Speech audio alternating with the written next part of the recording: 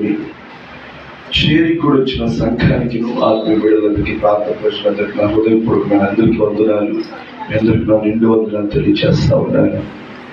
దేవాతి దేవుడు తన మహాకృపలో మనల్ని జ్ఞాపకం చేసుకొని అద్భుతమైన శ్రేష్టమైన సమయాన్ని దేవుడు మనకి ఇచ్చాడు. దేవుడు మన స్తోత్రం కలుగును గాక. ఆమె ఈ సభ్యుల్లో చదువుబడిన లేఖనాన్ని మరొకసారి మనం ధ్యానించేద్దాం. ఏంటిదయా అంటే రాయబడిన వాటి చదువుకుందాం.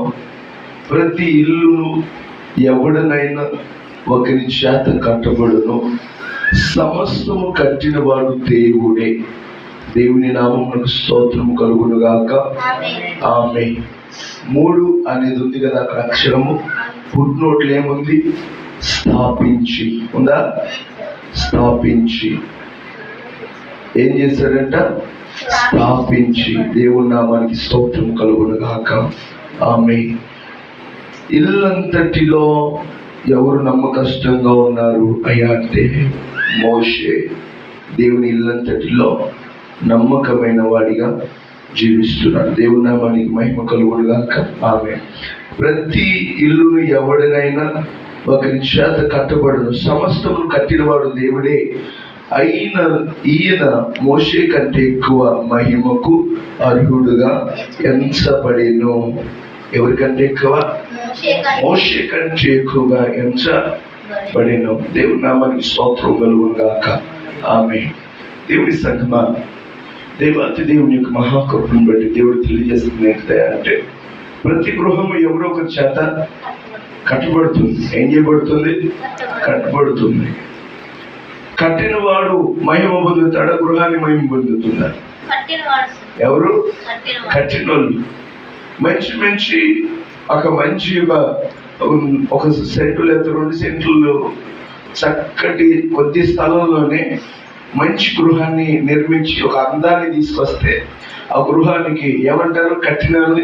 ఎవరు కట్టారు? చక్కగా కట్టారు అని అంటారు. అంటారు. చాలా సార్లు అంటాం. పురాతన కాలంలో రాజులు నిర్మించిన కోటలు కానీ లేకపోతే రాజులు నిర్మించుకున్న వారి యొక్క గృహాలు కానీ మనం చూసినప్పుడు ఎవరు కట్టారు? అందంగా కట్టారు. నాటి దినాల్లో ఏ పనిముట్టు లేకున్నట్లుగా ఎంత చక్కగా కట్టారు అని చెప్పేసి కట్టిన వారిని ఏం చేస్తాం? మనము అభినందిస్తాం, వారిని పొగుడుతాం. రైట్, బాగానే ఉంది. మరి ఈనాటి దినాల్లో కట్టిన వారిని మనం పొగుడుతున్నట్టయితే మన ఆత్మీయాన్ని గృహాన్ని కట్టిన దేవుని మనమెంత పొగడాలి, మనమెంతగా దేవుని స్తుతించాలి, మనమెంతగా దేవుని కనపరచాలి. దేవాది దేవుడు తెలియచేస్తా ఉంటున్నాడు. ఏమని? ఇదిగో ఏ గృహమైనా ఎవరి ఒకరి చేత కట్టబడాల్సిందే. ఎవరి ఒకరి చేత కట్టబడాల్సిందే. రైట్. వినండి దేవుని సంగమా, దేవుని ప్రజానికమా,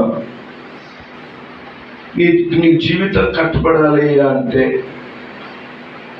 గృహం కట్టాలంటే ఎవరి చేతిలోకి రావాలి? ఇల్లు కట్టాలంటే ఎవరి చేతిలో కట్టాలి? బేల్దారి చేతిలోనికి రావాలి. లేక పెద్ద గృహాన్ని ఒక అపార్ట్మెంట్ నిర్మిస్తున్నట్టయితే అది ఇంజనీర్ చేతిలోకి వెళ్ళాలి. ఇంజనీర్ చేతిలో నుండి ఎవరి చేతిలోనికి రావాలి? ఎవరి చేతిలోనికి? కాంట్రాక్ట్ చేతిలోనికి రావాలి. అది బేల్దారి చేతిలోనికి రావాలి. అది వారి చేతి నుంచి రూపింపబడాలి. ఇంజనీర్ జ్ఞానము, బేల్దారి పనితత్వం. దేవుని నామానికి స్తోత్రం కలుగును గాక. ఆమె ఎవరి జ్ఞానము? ఇంజనీర్ జ్ఞానము, బేల్దారి పనితత్వం. రైట్.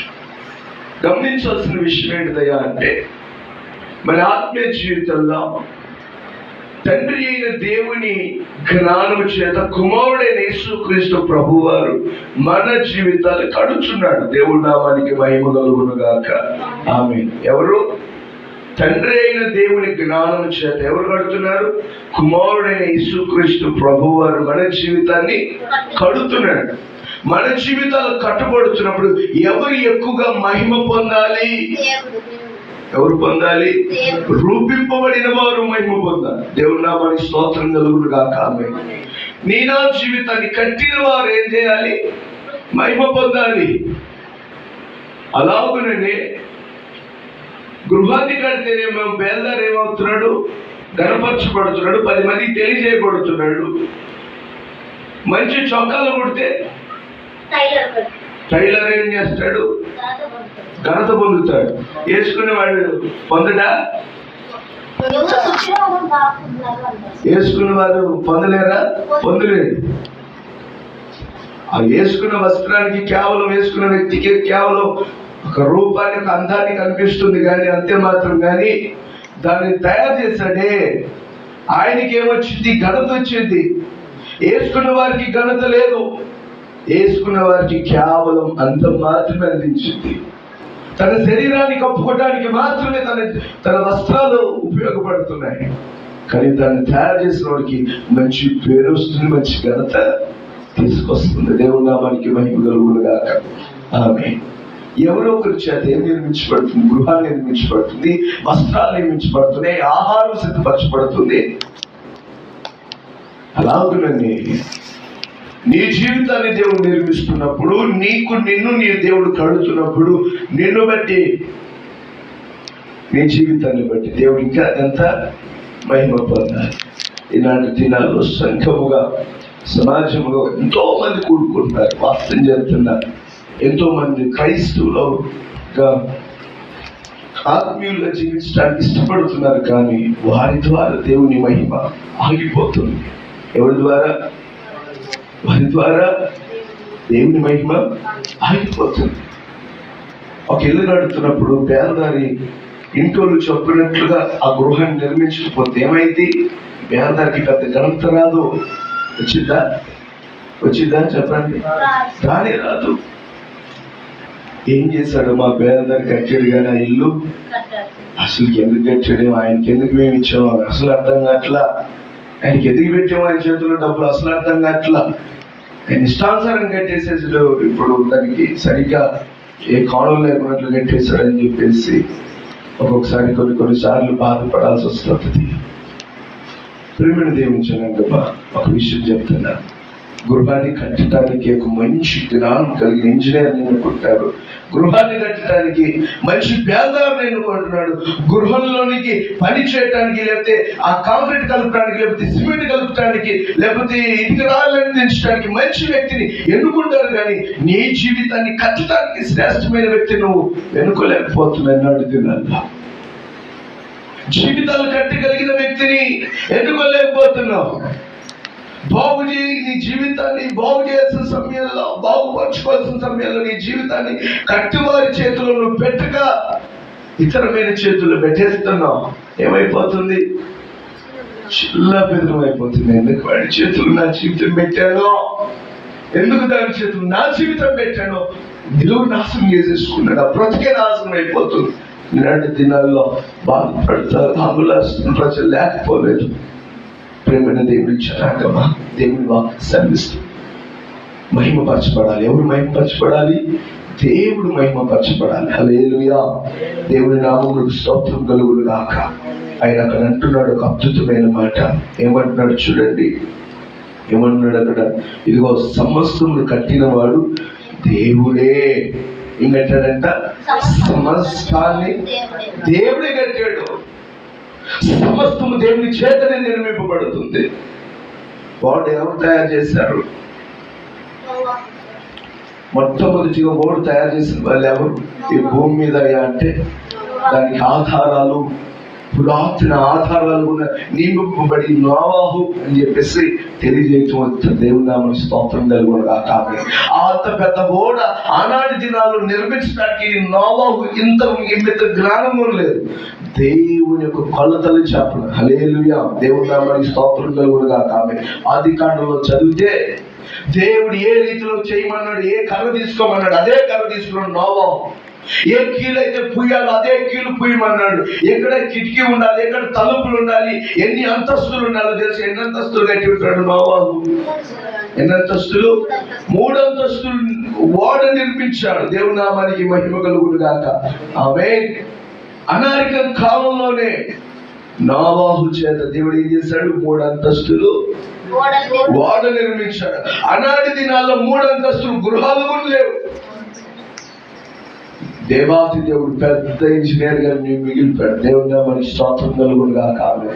ఇప్పటికీ ఆ ఓడ ఆ 40 రోజులు వర్షంలో మిగిలిపోయినప్పుడు ఆ అరారాతు కొండ మీద నిలబడినాడు. ఇప్పటికీ కూడా ఆ అచ్చులు ఉండిపోయాయి. దేవుడి నామానికి మహిమ కలుగునుగా కావాలి. దేవుడు ప్రతిదీ ఆధారాలు చేత నియమింపు చేశాడు. ఎక్కువ దాన్ని నేను చేసిన వారు ఎవరంట? దేవుడే. ఎవరు? దేవుడే చేశాడు. కింద వచ్చిందండి. ఇంటికంటే దాన్ని కట్టిన వాడు ఎక్కువగా ఘనత పొందినట్లు ఈయన మోషే కంటే ఎక్కువ మహిమ అర్హుడుగా ఎంచబడెను. హల్లెలూయా. దేవుని నామమునకు స్తోత్రము కలుగునుగా కావాలి. మోషే కంటే ఎక్కువ అర్హత మహిమ పొందుతున్నాడు. మహిమ కనపరచబడుతున్నాడు. ఈ లోకంలో కనిపించేది ఎవరు? డబ్బు పెట్టింది ఎవరు? ఇసుక తోలిచ్చింది ఎవరు? సిమెంట్ కొన్నది ఎవరు? కంకర కొన్నది ఎవరు? రాడ్లు కొన్నది ఎవరు? ఇంటి వారు. కానీ అవన్నీ అందిస్తే బేల్దారి ఒక రూపం చేత కడితే మహిమ పొందుతుంది ఎవరు? కట్టినవారు.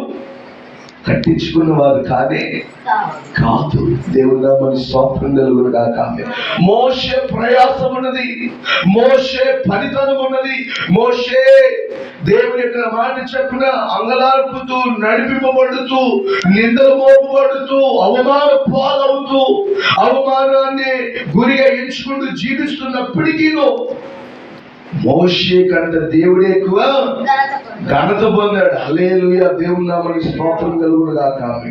ఒక విషయంలో తేల్చి చెప్పాలయ్యా అంటే, మీరు ఎంతమంది ఉప్పేస్తారు అందులోకి? కర్రీస్ లోకి ఎంతమంది ఉప్పేస్తారు? మీరు అందరూ ఉప్పేస్తారు కదా. రైట్. ఉప్పు వేసినప్పుడు మీ చేతులు ఎట్టుండిద్ది? ఎట్టుండిద్ది? కనిపించేద్దా మీ చేతుల్లో? ఉప్పు తీసుకున్నప్పుడు మీ చేతుల్లో తీసుకున్నప్పుడు మీ చేతులు ఉప్పు కనిపించిందా? కనిపించిందా? కనిపించింది కదా. ఆ ఉప్పు వేసినప్పుడు తర్వాత మీరు భోంచేసేటప్పుడు ఉప్పురాలు కనిపిస్తాయా? ఎందుకు కనిపించవు? ఏమవుతుంది? కరిగిపోయింది. కానీ దాని సారం మాత్రం అలాగే ఉండిపోయింది. హల్లెలూయా. దేవుని నామానికి స్తోత్రం కలుగునుగాక. అర్థం చేసుకునే కోణం ఏంటిదా అంటే, ఉప్పు వేస్తున్నావు కానీ దాని సారం మాత్రము చావలా. ఉప్పు మరలా కనిపించట్లా, ఉప్పు రాలుగా కనిపించట్లా. ఏమై కనిపిస్తుంది? ఒక ద్రవ్యంగా కనిపిస్తుంది. ఒక విషయం చెప్తున్నా వినాలి. నీవు ఉప్పుగా ఉండమన్నాడు లోకంలో. ఎలా ఉండమన్నాడు? నీ మాటలు ఉప్పు వలె ఉండాలంట. ఎట్టుండాలి? ఉప్పులా ఉండాలి. ఉప్పులా ఉండాల్సిన మాటలు ఉప్పులా ఉంటే ఏమవుతుంది? కూరకు కానీ వంటకు కానీ ఏమవుతుంది? రుచి అందించింది, రుచినిస్తుంది, జీవితాలకు రుచి అందించింది. కానీ ఉప్పులాగా లేని జీవితాలు ఏమైపోతాయి? అది నిస్సారమైన జీవితం. ఉప్పు దేనికి పనికిరాదని రాయబడింది. వచ్చిందా? ఏమన్నా పనికొచ్చింది? ఎరువుగా వాడుకుంటారా ఉప్పుని? వాడుకోలేరా? ఇప్పుడు ఎరువుగా వాడతారా? ఉప్పు దేనికైనా ఇంకా అవసరం పట్టిద్దా? ఇంకా అవసరం పట్టిద్దా? రైట్. వినాల్సిన విషయం ఏంటిదే అంటే, ఉప్పు ఎంతగా యూజ్ చేస్తే అంత మంచిది అంటారా? సో ఎంతవరకు మంచిది అంతవరకే నియమించబడాలి. జాగ్రత్తగా గమనించవలసిన విషయం ఏంటంటే, దేవుని వాక్యం తెలుస్తున్నట్టే అంటే, ఇదిగో ఉప్పు నిస్సారమైతే దేనికి పనికిరాదని తెలియజేస్తుంది. దేనికి పనికిరాదు. డేట్ అయిపోయి ఉప్పు తీసుకొచ్చుకుని వాడతామా? ఉప్పులో ఎన్ని రకాల ఉప్పు వస్తున్నాయో చెప్పండి. ఇప్పుడు ఈ మధ్యకాలంలో ఇంకొక కొత్త రకమైన ఉప్పు వచ్చింది. ఇది వేస్తే ఇంకా రుచి వచ్చింది అని చెప్పేసి ఇంకొక కొత్త ఉప్పు వచ్చింది. నానా రకాల తాటవాడి ఉప్పు, ఇట్లా నానా రకాల వారి పేర్ల చేత బ్రాంచెస్ లో ఉప్పు వస్తూ దొరుకుతుంది. కానీ ఉప్పు రుచి మాత్రం ఒకటే. అంతే కదా. ఉప్పు రుచి మాత్రం ఒకటే. బ్రాండ్స్ మారచ్చు కానీ దాని రుచి మాత్రం ఒకటే. జాగ్రత్త గమనించాల్సిన ఇంప్లిమెంట్ బిడ్డ. నీవు లోకంలో కనిపిస్తున్నావు, నీలో ఉన్న ప్రేమ, దేవుని ప్రేమ లోకానికి రుచి అవ్వాలి. హల్లెలూయా. దేవుని నామానికి స్తోత్రం కలుగునుగాక. ఉప్పు కూరలో పడినప్పుడు ఆ వేడికి ఆ యొక్క వాటర్కి ఏమైపోయింది? కరిగిపోయింది. నీవు కూడా శ్రమలని ఇబ్బంది కొలువులో కరిగిపోతున్నావు, కానీ నీలో ఉన్న నాకరి మాత్రం బయట వెదజల్లాలి. హల్లెలూయా. దేవుని నామములో స్తోత్రం కలుగునుగాక. నీలో ఉన్న తేట తెల్లమైన జీవితం బయటకు రావాలి. వెలిగిపోతున్నాను, కృంగిపోతున్నాను అని చెప్పేసి, నాకు ఈ బ్రతికే వద్దని చెప్పేసి నిస్సారతలోనికి వెళ్ళటానికి వీల్లేదు. దేవుని నామానికి మహిమ కలుగునుగాక. ఎవరికి పరికరంగా లేకున్నట్లుగా నువ్వు మారకూడదు. మా కుటుంబాన్ని కట్టే జీవితాల్లో మన బ్రతుకులో ఉండాలి. హల్లెలూయా. దేవుని నామానికి మహిమ కలుగునుగాక.